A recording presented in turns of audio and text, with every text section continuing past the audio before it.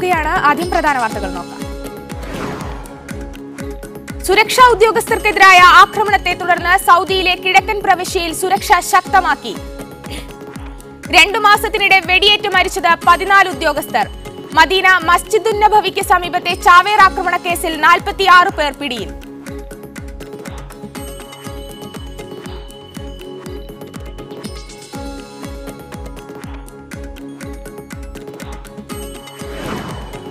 ദുബൈയിൽ മെഡിക്കൽ ലീവുകൾക്ക് പുതിയ നിയന്ത്രണം. ഇനി മുതൽ അവധി ലഭിക്കുക ചികിത്സ തേടിയതിനു ശേഷമുള്ള ദിവസങ്ങൾക്ക് മാത്രം. സർക്കാർ ജീവനക്കാർക്ക് 90 ദിവസത്തെ പ്രസവാവധി അനുവദിച്ച് ഉത്തരവ്. UAEയിൽ വീണ്ടും ഇന്ധനവില വർധന. പെട്രോൾ ലിറ്ററിന് 6 ഫിൽസും ഡീസലിന് 2 ഫിൽസും വർദ്ധിപ്പിച്ചു. പുതുക്കിയ നിരക്ക് നാളെ മുതൽ പ്രാബല്യത്തിൽ. അബുദാബിയിൽ ടാക്സി നിരക്കുകൾ വർദ്ധിപ്പിച്ചു. മിനിമം ചാർജ് 3.5 ദിർഹത്തിൽ നിന്ന് 5 ദിർഹമാക്കി. വിമാനയാത്രക്കാരുടെ സുരക്ഷ ഉറപ്പാക്കുന്ന രാജ്യങ്ങളിൽ ഖത്തർ മുൻനിരയിലെന്ന് report. International civil aviation Organization safety audit റിപ്പോർട്ടിൽ ഹമദ് വിമാനത്താവളത്തിന് മികച്ച നേട്ടം കൈവരിക്കാനായത് വിട്ടുവീഴ്ചയില്ലാത്ത സുരക്ഷാ ക്രമീകരണങ്ങൾ നടപ്പാക്കിയതിനാൽ. തൊഴിൽ ചൂഷണം തടയാൻ കുവൈത്ത് മനുഷ്യാവകാശ സമിതി ബോധവൽക്കരണ ക്യാമ്പയിൻ സംഘടിപ്പിക്കുന്നു. തൊഴിലാളികളുടെ അവകാശങ്ങൾ ബോധ്യപ്പെടുത്തും. തൊഴിൽ നിയമങ്ങൾ വിദേശ ഭാഷകളിൽ തർജ്ജമ ചെയ്ത് പ്രസിദ്ധീകരിക്കാനും തീരുമാനം. വിശദമായ വാർത്തകളിലേക്ക്. സൗദിയിലെ കിഴക്കൻ പ്രവിശ്യയിൽ സുരക്ഷാ ഉദ്യോഗസ്ഥർക്കെതിരെ തുടർച്ചയായി ഉണ്ടാകുന്ന ആക്രമണത്തിന്റെ പശ്ചാത്തലത്തിൽ സുരക്ഷാ സംവിധാനം ശക്തമാക്കി. കഴിഞ്ഞ 2 മാസങ്ങളിൽ 14 സുരക്ഷാ ഉദ്യോഗസ്ഥരാണ് അക്രമികളുടെ വെടിയേറ്റ് മരിച്ചത്. കഴിഞ്ഞ വെള്ളിയാഴ്ചയാണ് ഏറ്റവും അവസാനമായി സുരക്ഷാ ഉദ്യോഗസ്ഥർക്ക് നേരെ ആക്രമണമുണ്ടായത്. ദമാമിന് സമീപമുള്ള സൈഹാത്തിലെ ഒരു കോഫി ഷോപ്പിനു നേരെ 5 അംഗ സംഘം വെടിയുതിർക്കുകയായിരുന്നു. സ്ഥലത്തെത്തിയ 2 പട്രോളിംഗ് ഉദ്യോഗസ്ഥർക്ക് ഈ സംഭവത്തിൽ ജീവൻ നഷ്ടമായിരുന്നു. കഴിഞ്ഞ ദിവസം നടന്നത് തീവ്രവാദ ആക്രമണമാണോ എന്ന് സ്ഥിരീകരിച്ചിട്ടില്ല. തുടർച്ചയായ ഇത്തരം ആക്രമണങ്ങളുടെ പശ്ചാത്തലത്തിൽ പ്രവിശ്യയിലെ എല്ലാ ഭാഗത്തും സുരക്ഷാ സംവിധാനം ശക്തമാക്കിയതായി റുക്കൈത്തി അറിയിച്ചു.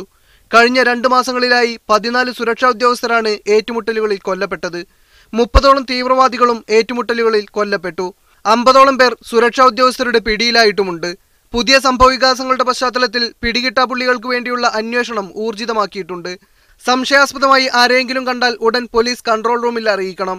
ഇത്തരക്കാർക്ക് ഏതു തരത്തിലുള്ള സംരക്ഷണം നൽകുന്നതും രാജ്യദ്രോഹ കുറ്റമായി പരിഗണിക്കുമെന്നും അധികൃതർ മുന്നറിയിപ്പ് നൽകി. Muhammad Sharif, Media 1, Dammam.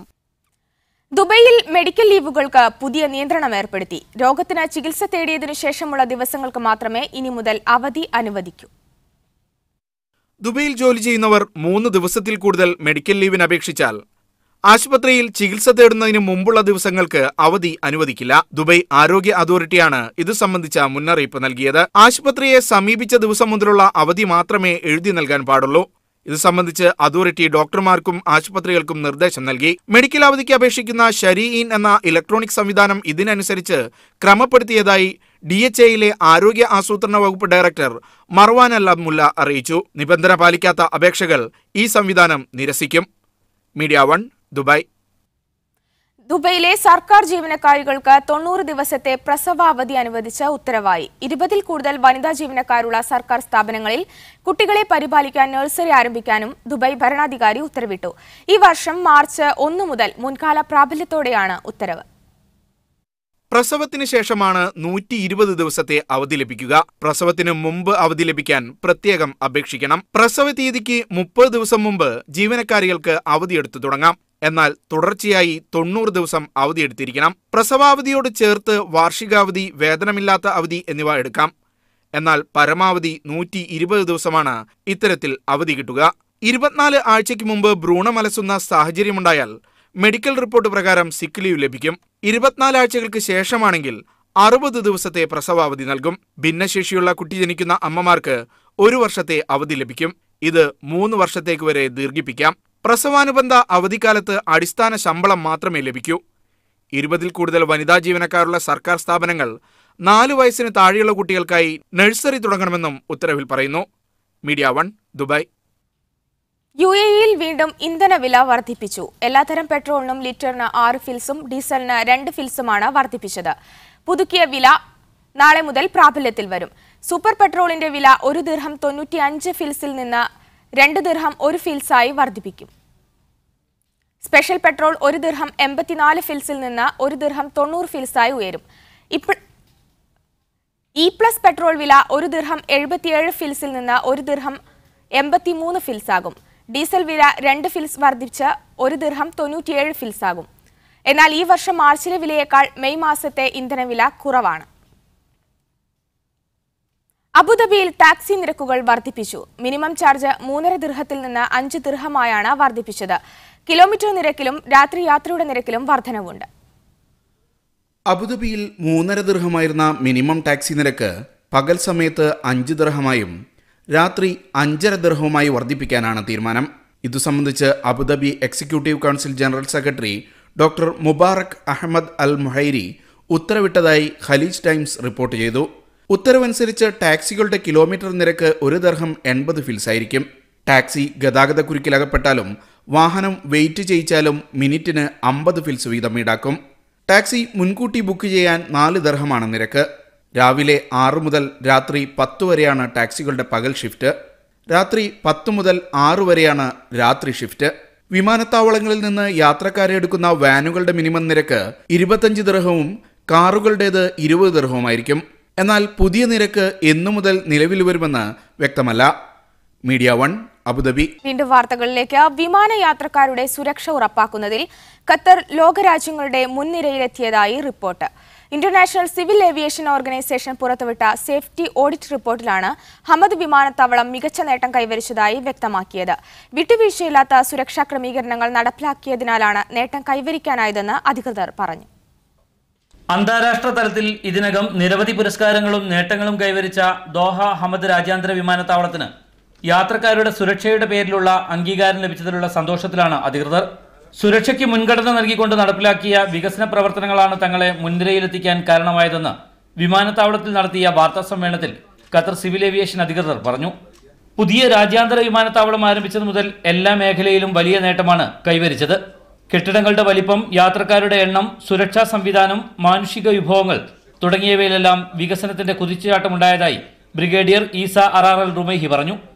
ഏറ്റവും പുതിയ സുരക്ഷാ ഉപകരണങ്ങളിൽ പലതും ലോകത്താദ്യമായി ഹമദ് എയർപോർട്ടിലാണ് സ്ഥാപിച്ചത്. വ്യക്തിഗത പരിശോധന, ലഗേജ് പരിശോധന തുടങ്ങിയവയ്ക്കും അത്യാധുനിക സംവിധാനങ്ങളാണ് ഉപയോഗിക്കുന്നത്. ആഭ്യന്തര മന്ത്രാലയത്തിനു കീഴിലെ എയർപോർട്ട് സെക്യൂരിറ്റി വിഭാഗം, എയർപോർട്ട് പാസ്പോർട്ട്സ് വിഭാഗം, ഹമദ് വിമാനത്താവള മാനേജ്മെന്റ് എന്നിവയും നേട്ടമുണ്ടാക്കുന്നതിന് സഹായിച്ചു. ഈ വർഷം ആദ്യപാദത്തിൽ ഇ ഗേറ്റ് ഉപയോഗിക്കുന്നവരുടെ എണ്ണത്തിലും വലിയ പുരോഗതി ഉണ്ടായിട്ടുണ്ട്. 8.5 ലക്ഷം യാത്രക്കാരാണ് ഇ ഗേറ്റ് വഴി ഇതിനകം രജിസ്റ്റർ ചെയ്തതെന്നും അധികൃതർ പറഞ്ഞു.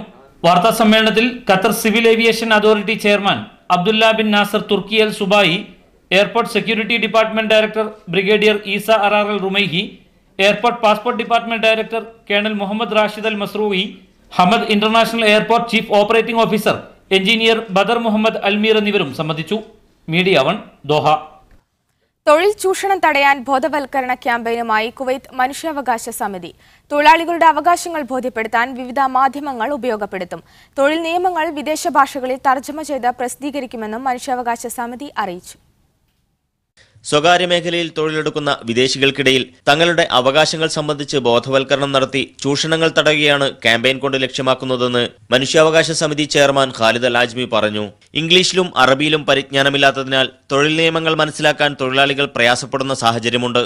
ഇതൊഴിവാക്കാൻ 5 വിദേശ ഭാഷകളിൽ ലേബർ നിയമത്തിലെ പ്രധാന വ്യവസ്ഥകൾ ഉൾക്കൊള്ളിച്ച് കൈപ്പുസ്തകം പ്രസിദ്ധീകരിക്കുമെന്നും മനുഷ്യാവകാശ സൊസൈറ്റി ചെയർമാൻ ഖാലിദ് അൽ ആജ്മി അറിയിച്ചു. ക്യാമ്പയിൻ കാലത്ത് ടെലിവിഷൻ, പത്രം, സോഷ്യൽ മീഡിയ എന്നിവയിലൂടെ തൊഴിൽ നിയമങ്ങൾ പ്രചരിപ്പിക്കുമെന്ന് KHRS ജനറൽ സെക്രട്ടറി ഹുസൈൻ അൽ ഉതൈബി പറഞ്ഞു.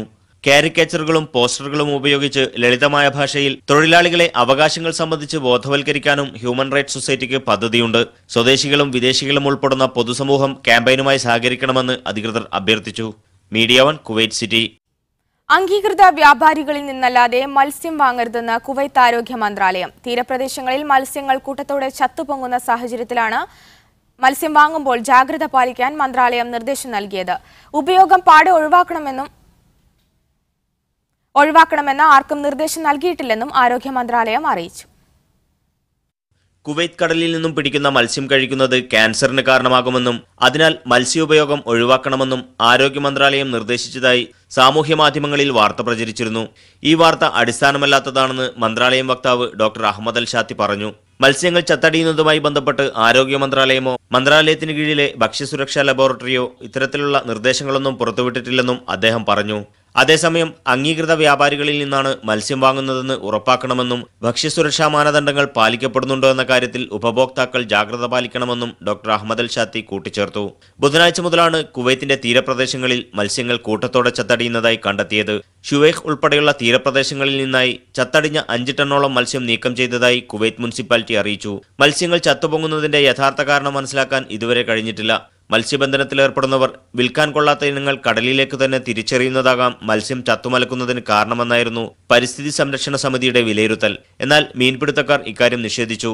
മത്സ്യങ്ങൾ കൂട്ടത്തോടെ ചത്തുപൊങ്ങുന്നതിൽ തങ്ങൾ ഉത്തരവാദികളല്ലെന്നും ഇക്കാര്യത്തിൽ തങ്ങളെ കുറ്റക്കാരായി കാണുന്ന പരിസ്ഥിതി അതോറിറ്റിയുടെ നിലപാടിനെ ഒരിക്കലും അംഗീകരിക്കില്ലെന്നും കുവൈത്ത് മത്സ്യബന്ധന യൂണിയൻ അറിയിച്ചു. Media 1 Kuwait city. ദുബായ് ഇനി ഒരു നഗരത്തിന്റെ പേര് മാത്രമല്ല, കമ്പ്യൂട്ടറിലും മൊബൈൽ ഫോണിലും ഉപയോഗിക്കാവുന്ന ഫോണ്ടിന്റെ പേര് കൂടിയാണ്. ആദ്യമായാണ് ഒരു നഗരത്തിന്റെ പേരിൽ മൈക്രോസോഫ്റ്റ് ഫോണ്ട് വികസിപ്പിക്കുന്നത്. ദുബായ് കിരീടാവകാശി ഷെയ്ഖ് ഹംദാൻ ബിൻ മുഹമ്മദ് അൽ മക്തൂമിന്റെ നിർദ്ദേശപ്രകാരമാണ് മൈക്രോസോഫ്റ്റിലെ വിദഗ്ധർ ദുബായ് എന്ന പേരിൽ ഫോണ്ട് വികസിപ്പിച്ചത്. അറബി, ഇംഗ്ലീഷ്, ഉറുദു, ജർമ്മൻ തുടങ്ങി 23 ഭാഷകളിൽ ഈ ഫോണ്ട് ഉപയോഗിക്കാം. ഇന്ത്യൻ ഭാഷകളിൽ തൽക്കാലം ലഭ്യമല്ല. മൈക്രോസോഫ്റ്റ് ഓഫീസ് 365ന്റെ ലോകമെമ്പാടുമുള്ള 10 കോടി ഉപഭോക്താക്കൾക്ക് ദുബായ് ഫോണ്ട് ലഭ്യമായിരിക്കും. ദുബായ് സർക്കാരിന്റെ മുഴുവൻ കത്തിടപാടുകളും ഈ ഫോണ്ടിലേക്ക് മാറും. നഗരത്തിലെ ബോർഡുകളും ഈ ഫോണ്ട് സ്വീകരിച്ചേക്കാമെന്ന് Dubai Font Project director engineer Ahmed al Mahri പറഞ്ഞു. The direction that we have got from His Highness Sheikh Hamdan bin Mohammed bin Rashid Al Maktoum, the chairman of the Executive Council, for the moment is to use the Dubai font as an official font for the government correspondence. സുഗമമായ വായന ഉറപ്പു നൽകുന്നതോടൊപ്പം Dubai നഗരത്തിന്റെ സഹിഷ്ണുത പ്രകാശിപ്പിക്കുന്നതാണ് ഈ ഫോണ്ടെന്ന് അധികൃതർ അവകാശപ്പെട്ടു. Dubai Executive Council secretary general Abdulla Abdulrahman al Shaibani ഫോണ്ടിന്റെ ഔദ്യോഗിക പ്രഖ്യാപനം നടത്തി. Microsoft Middle East president Sameer Abu Latif, font രൂപകൽപ്പന ചെയ്ത ഡോക്ടർ നദീൻ ഷഹീനി തുടങ്ങിയവർ പങ്കെടുത്തു. സ്വന്തം പേരിൽ ഫോണ്ടുള്ള ആദ്യ നഗരമെന്ന ഖ്യാതിയും ഇനി ദുബൈക്ക് സ്വന്തം. ദുബായ് ഓപ്പറയിൽ നിന്നും ക്യാമറ പേഴ്സൺ സുഹേലിനൊപ്പം Shinu Shamsuddin, Media 1. Dubai KMCC സംഘടിപ്പിക്കുന്ന ആഗോള ഇന്ത്യൻ സമ്മിറ്റ് മെയ് 18 നടക്കും. നിയുക്ത MP PK കുഞ്ഞാലിക്കുട്ടി സമ്മിറ്റിൽ മുഖ്യാതിഥിയായി എത്തുമെന്ന് സംഘാടകർ വാർത്താസമ്മേളനത്തിൽ അറിയിച്ചു. May 18 Dubai Al Baraha women's association ഹാളിലാണ് ഗ്ലോബൽ ഇന്ത്യൻ സമ്മിറ്റ് നടക്കുക. പാർലമെന്റ് അംഗം PK കുഞ്ഞാലിക്കുട്ടിക്ക് പുറമെ ദുബൈയിലെ ഇന്ത്യൻ കോൺസുൽ ജനറൽ വിപുലും മുഖ്യാതിഥിയായി എത്തും. ആഗോള ഭരണമാറ്റങ്ങൾക്കനുസരിച്ചുള്ള പുതിയ ലോകക്രമത്തെക്കുറിച്ച് പ്രവാസികളെ ബോധവൽക്കരിക്കുക എന്നതാണ് സമ്മിറ്റിന്റെ പ്രധാന അജണ്ടയെന്ന് Dubai KMCC president PK Anwar Naha പറഞ്ഞു. ഒരു ഭരണാധികാരി ഒരു രാജ്യത്ത് നിലവിൽ വന്നാൽ ലോകത്തിലുള്ള മുഴുവൻ ആളുകളെയും അത് ബാധിക്കുന്ന തരത്തിൽ ഇന്ന് നമ്മൾ കാണുന്നു. അപ്പോൾ എന്തൊക്കെയാണ് ഇതിൻ്റെ അടിസ്ഥാനപരമായിട്ടുള്ള കാര്യങ്ങൾ എന്നുള്ളതിൽ വിശദമായിട്ടുള്ള ഒരു ചർച്ച നടക്കേണ്ടതുണ്ട്.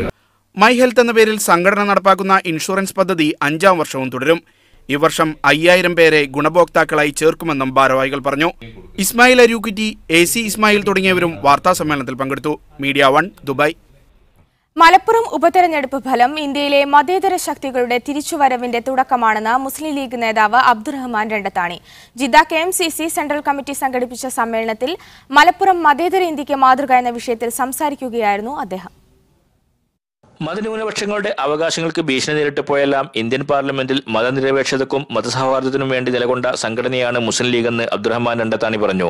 മതത്തിന്റെ പേരിലുള്ള അതിക്രമങ്ങൾക്കും വർഗീയതക്കും തീവ്രവാദത്തിനുമെതിരെ മുസ്ലിം ലീഗ് സ്വീകരിച്ച ശക്തമായ നിലപാടുകൾക്ക് ഇന്നും പ്രസക്തി ഏറിവരികയാണെന്നും അദ്ദേഹം പറഞ്ഞു. യുപിയിലെ മുസ്ലിങ്ങൾ അനൈക്യത്തിലൂടെ തങ്ങളുടെ ശേഷി നഷ്ടപ്പെടുത്തുമ്പോൾ ഇന്ത്യ രാജ്യത്ത് നരേന്ദ്രമോദിയുടെ തിളക്കം കുറച്ച, നരേന്ദ്രമോദിയുടെ എഫക്റ്റ് ഇല്ലാതെ അത് നേരിടാൻ കഴിയുമെന്ന് മതേതര വിശ്വാസികൾ തെളിയിച്ചത് മലപ്പുറമാണ്. അതുകൊണ്ട് മലപ്പുറം ഇന്ത്യക്ക് മാതൃകയാണ് എന്ന് പറയാതിരിക്കാനാവില്ല. മുസ്ലിം ലീഗിന്റെ സ്ഥാപക നേതാക്കൾ മുതൽ പിന്തുടരുന്ന പാരമ്പര്യം ഇടമുറിയാതെ സംരക്ഷിക്കുക എന്നതാണ് പാർട്ടി നിർവഹിച്ചുകൊണ്ടിരിക്കുന്ന ദൗത്യം. PK കുഞ്ഞാലിക്കുട്ടിക്കും ഡൽഹിയിൽ നിർവഹിക്കാനുള്ളത് അതേ ദൗത്യം തന്നെയാണെന്നും അബ്ദുറഹ്മാൻ രണ്ടത്താണി പറഞ്ഞു. KMCC national committee president KP Muhammad Kutty ഉദ്ഘാടനം ചെയ്തു. ഇബ്രാഹിം ഹാജി തിരൂർ, OC ഹുസൈൻ ഹാജി, മണ്ണറോട്ടിൽ മുഹമ്മദ്, PMA ജലീൽ, നിസാം അമ്പാട് തുടങ്ങിയവർ സംബന്ധിച്ചു. പ്രസിഡന്റ് അഹമ്മദ് പാളയാട്ട് അധ്യക്ഷത വഹിച്ചു. CK ഷാക്കിർ സ്വാഗതവും ഇസ്മായിൽ മുണ്ടക്കുളം നന്ദിയും പറഞ്ഞു. Sadiq Ali Thuvur, media 1 Jeddah. വാർത്തകൾ തുടരുന്നു. വർഗീയതയെയും ഫാഷിസത്തെയും പ്രതിരോധിക്കുന്നതിൽ മതേതര പാർട്ടികൾക്ക് പരാജയം സംഭവിക്കുന്നതായി വെൽഫെയർ പാർട്ടി സംസ്ഥാന പ്രസിഡന്റ് ഹമീദ് വാണിയമ്പലം പറഞ്ഞു. ജിദ്ദയിൽ പ്രവാസി സാംസ്കാരിക വേദി സംഘടിപ്പിച്ച ബഹുജന സംഗമം ഉദ്ഘാടനം ചെയ്ത് സംസാരിക്കുകയായിരുന്നു അദ്ദേഹം. പ്രവാസികൾക്ക് വേണ്ടി വെൽഫെയർ പാർട്ടി നിരന്തര പോരാട്ടം സംഘടിപ്പിക്കുമെന്നും അദ്ദേഹം പറഞ്ഞു. സാമ്പത്തിക അടിയന്തരാവസ്ഥ അടക്കമുള്ള ജനദ്രോഹ നയങ്ങളുമായി ഇന്ത്യയിൽ മുന്നോട്ടു പോകുന്ന ഫാഷിസത്തെ വിശകലനം ചെയ്യാനും അവർ വിഭാവനം ചെയ്യുന്ന തീവ്ര വലതുപക്ഷ ദേശീയതയല്ല യഥാർത്ഥ ദേശീയതെന്ന് ഉറക്കപ്പറയാനും വെൽഫെയർ പാർട്ടിക്ക് സാധിക്കുമെന്ന് ഹമീദ് വാണിയമ്പലം പറഞ്ഞു. കോർപ്പറേറ്റ് അനുകൂല നിലപാട് സ്വീകരിക്കുന്ന കോൺഗ്രസും ഇടതു പാർട്ടികളും ഇവിടെ പരാജയപ്പെടുകയാണെന്നും അദ്ദേഹം കുറ്റപ്പെടുത്തി. ഇടതുപക്ഷ പാർട്ടികളും കോർപ്പറേറ്റ് ഫ്രണ്ട്ലിയായ നിലപാടാണ്. തെരഞ്ഞെടുപ്പ് എടുക്കുമ്പോഴോ മൃദുഹിന്ദുത്വവും അതേപോലെ തന്നെ അവസരവാദ വർഗീയതയുടെ നിലപാടും ഇവർ സ്വീകരിക്കുന്നത് കൊണ്ട് ശരിയായ വർഗീയതയെ പ്രതിരോധിക്കാൻ ഇവർക്ക് സാധിക്കാതെ ഇവർ ദുർബലപ്പെട്ടു പോവുകയാണ്.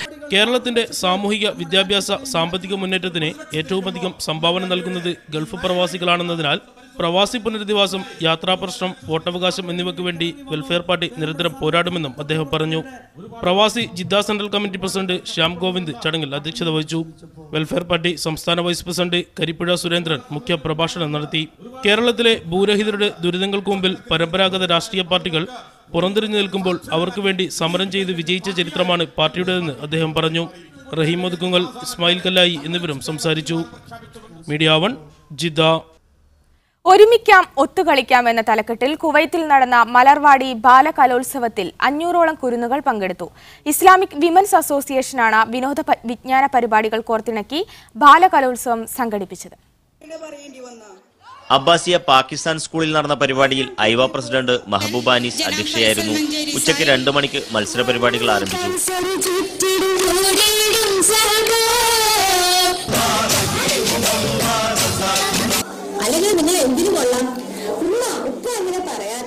ഏഴാം ക്ലാസ് വരെയുള്ള കുട്ടികൾക്കായി വൈവിധ്യമാർന്ന മത്സരങ്ങൾ അരങ്ങേറി. യുദ്ധക്കെടുതിക്കിരയാകുന്ന മനുഷ്യരോട് ഐക്യദാർഢ്യം പ്രഖ്യാപിച്ച് കുട്ടികൾ നടത്തിയ പ്രതിജ്ഞാ സംഗമം പ്രത്യേകം ശ്രദ്ധേയമായി. കുട്ടികൾക്കെതിരെ നടക്കുന്ന ക്രൂരമായ അതിക്രമങ്ങൾക്കെതിരെയും ബാലകലോത്സവത്തിനെത്തിയ കുട്ടികൾ ശബ്ദമുയർത്തി. KIG പ്രസിഡന്റ് ഫൈസൽ മഞ്ചേരി പരിപാടി ഉദ്ഘാടനം ചെയ്തു. സാം പൈനുമൂട്, നജീബ് CK, സിന്ധു അജിത്, ധർമ്മരാജ് മടപ്പള്ളി, ഷെരീഫ് PT എന്നിവർ ആശംസകൾ അർപ്പിച്ച് സംസാരിച്ചു. Media 1 Kuwait city. സൗദി കിഴക്കൻ പ്രവിശ്യ ചേന്ദമംഗലൂർ അസോസിയേഷൻ സെപ്ക 10ാം വാർഷികവും കുടുംബസംഗമവും സംഘടിപ്പിക്കുന്നു. ഇരുവഴിഞ്ഞിപ്പുഴയുടെ കരയിലുള്ള തിരുവമ്പാടി, മുക്കം, കൊടുവള്ളി, കാരശ്ശേരി, ചാത്തമംഗലം എന്നീ പഞ്ചായത്തുകളിലെ പ്രവാസികളാണ് സംഗമത്തിൽ പങ്കെടുക്കുക. മെയ് 5 നടക്കുന്ന സംഗമത്തിൽ സൗദിയിലെ വിവിധ പ്രദേശങ്ങളിൽ നിന്നായി 400ഓളം കുടുംബങ്ങൾ പങ്കെടുക്കുമെന്ന് സംഘാടകർ അറിയിച്ചു. അംഗങ്ങളിൽ നിന്നും 25 വർഷം പൂർത്തിയാക്കിയവരെയും വിവിധ മേഖലകളിൽ കഴിവ് തെളിയിച്ചവരെയും പരിപാടിയിൽ ആദരിക്കും. കുട്ടികൾക്കും മുതിർന്നവർക്കുമായി വിവിധ മത്സരങ്ങളും ഒരുക്കിയിട്ടുണ്ട്. ആരോഗ്യ ബോധവൽക്കരണ ക്ലാസുകൾ, സാംസ്കാരിക സംഗമം എന്നിവയും നടക്കും. വാർത്താ സമ്മേളനത്തിൽ KV ഷിഹാബ്, ജസീൽ TK, സൈഫുദ്ദീൻ പൊറ്റശ്ശേരി, റഹ്മത്ത് NK, അബ്ദുൽ ബഷീർ, മുഹമ്മദ് അനസ് എന്നിവർ പങ്കെടുത്തു. പ്രമുഖ ജ്വല്ലറി ഗ്രൂപ്പായ മലബാർ ഗോൾഡിന്റെ സൗദി അറേബ്യയിലെ 13ാം ശാഖ അൽ അഹ്സയിൽ പ്രവർത്തനം ആരംഭിച്ചു. പുതുതായി പ്രവർത്തനം ആരംഭിച്ച ലുലു മാളിലാണ് പുതിയ ശാഖ പ്രവർത്തിക്കുന്നത്. ഉദ്ഘാടനത്തോടനുബന്ധിച്ച് ഉപഭോക്താക്കൾക്കായി വിവിധ പ്രൊമോഷൻ സ്കീമുകൾ പ്രഖ്യാപിച്ചിട്ടുണ്ട്. മലബാർ ഗോൾഡൻ ഡയമണ്ട്സിന്റെ പുതിയ showroom al Ahsa governor Amir Badr bin Abdullah bin ജലവിയും Lulu group chairman MA Yusuf അലിയും ചേർന്ന് ഉദ്ഘാടനം ചെയ്തു. Malabar group co chairman doctor PA Ibrahim Haji, managing director Shamlal Ahmed, group executive director KP Abdul Salam, regional director Gafoor Edakkuni, Malabar gold KSA director Muhammad Waseem എന്നിവർ സന്നിഹിതരായിരുന്നു. സൗദി അറേബ്യയിൽ മലബാർ ഗോൾഡിന്റെ 13ാമത് ശാഖയാണ് അൽ അഹ്സയിൽ പ്രവർത്തനം ആരംഭിച്ചത്. ആഗോളതലത്തിൽ 176ാമത് ഷോറൂമാണിത്. ഉദ്ഘാടനത്തോടനുബന്ധിച്ച് ഉപഭോക്താക്കൾക്കായി വിവിധ പ്രൊമോഷൻ സ്കീമുകൾ പ്രഖ്യാപിച്ചിട്ടുണ്ട്. 30 കിലോഗ്രാം വരെ സ്വർണ്ണ സമ്മാനങ്ങളാണ് പ്രഖ്യാപിച്ചിരിക്കുന്നത്. 18 ദിവസം നീളുന്ന പ്രൊമോഷൻ കാലയളവിലാണ് സമ്മാനങ്ങൾ ലഭിക്കുക. 500 റിയാലിന് ആഭരണങ്ങൾ വാങ്ങുന്നവർക്ക് ഓരോ കൂപ്പണുകൾ ലഭിക്കും. 4 തവണയായി നടക്കുന്ന നറുക്കെടുപ്പിൽ ഓരോ തവണയും വിജയിക്ക് 1/2 കിലോ സ്വർണം സമ്മാനമായി ലഭിക്കും. കൂടാതെ 5000 റിയാലിന് ഡയമണ്ട് ആഭരണങ്ങൾ വാങ്ങുന്നവർക്ക് 1 ഗ്രാം സ്വർണ്ണ നാണയവും ലഭിക്കും. സ്വർണ്ണാഭരണം മാറ്റി വാങ്ങുമ്പോൾ വിലക്കുറവുണ്ടാവില്ല. പുതിയ ഷോറൂമുകളിൽ പരമ്പരാഗത ഫാഷൻ ആഭരണങ്ങളുടെ അപൂർവ ശേഖരമുണ്ടെന്ന് മാനേജ്മെന്റ് അറിയിച്ചു. ഇറ്റലി, സിംഗപ്പൂർ, ബഹ്റിൻ, ഇന്ത്യ എന്നിവിടങ്ങളിൽ നിന്നുള്ള IGI സർട്ടിഫൈഡ് ഡയമണ്ട് ആഭരണങ്ങളുടെ ശേഖരവുമുണ്ട്. Media 1 Dammam. ആഫ്രിക്കൻ രുചിക്കൂട്ടുകളുമായി ഖത്തറിലെ ലുലു ഹൈപ്പർ മാർക്കറ്റുകളിൽ ദക്ഷിണാഫ്രിക്കൻ ഭക്ഷ്യമേളയ്ക്ക് തുടക്കമായി. അൽഗരാഫ ലുലുവിൽ നടന്ന ചടങ്ങിൽ ഖത്തറിലെ ദക്ഷിണാഫ്രിക്കൻ സ്ഥാനപതി പ്രൊഫസർ ഷിരി സോണി മേള ഉദ്ഘാടനം ചെയ്തു. എംബസി പ്രതിനിധികളും ചെറുകിട മേഖലയിലെ മുതിർന്ന ഉദ്യോഗസ്ഥരും പങ്കെടുത്തു. വ്യത്യസ്ത തരത്തിലുള്ള ദക്ഷിണാഫ്രിക്കൻ ഭക്ഷ്യ ഉൽപ്പന്നങ്ങളാണ് മേളയുടെ ആകർഷണം. യാംബൂർ റോയൽ കമ്മീഷൻ KMCC സംഘടിപ്പിച്ച മൂന്നാമത് ഫുട്ബോൾ ടൂർണമെന്റ് സമാപിച്ചു. 8 ടീമുകൾ പങ്കെടുത്ത ടൂർണമെന്റിൽ താജ് സ്വീറ്റ്സ് ടീം ജേതാക്കളായി. പെനാൽറ്റി ഷൂട്ടൌട്ടിൽ 4-നെതിരെ 5 ഗോളുകൾക്ക് KFA യാംബുവിനെ തോൽപ്പിച്ചാണ് താജിന്റെ വിജയം. മികച്ച കളിക്കാരനായി KFAയുടെ ജസീറിനെയും മികച്ച ഗോൾ കീപ്പറായി താജിന്റെ അബ്ദുസലാമിനെയും തെരഞ്ഞെടുത്തു. ജെംസ് ടീമിനാണ് fair play award. Saudi Indian Football Association president Baby Neelambra, KMCC president Abdul Kareem Thamarassery എന്നിവർ വിജയികൾക്ക് ട്രോഫി സമ്മാനിച്ചു. ബുള്ളറ്റിൻ പൂർണ്ണമാവുകയാണ്. കൂടുതൽ വാർത്തകൾക്ക് ഞങ്ങളുടെ വെബ്സൈറ്റ് സന്ദർശിക്കുക. ഇനി ഇടവേളയ്ക്ക് ശേഷം സ്പെഷ്യൽ എഡിഷന്റെ പുനഃസംപ്രേഷണം കാണാം.